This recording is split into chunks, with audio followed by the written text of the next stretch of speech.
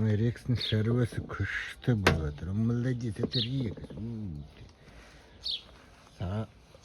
Қаншаға?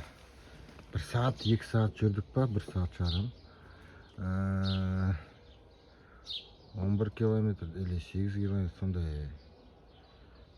сондай уақыт, 1 сағат жарым ба.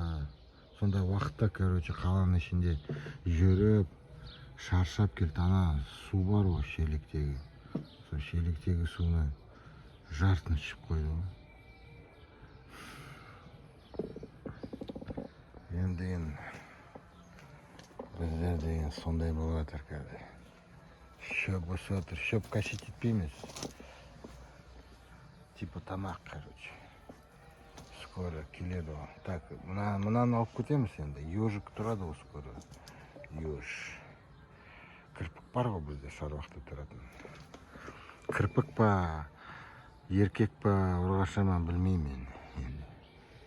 Рекс, он молодец, өзі рексің түрісінде еще еркелексі келіп түреші чымандағысы.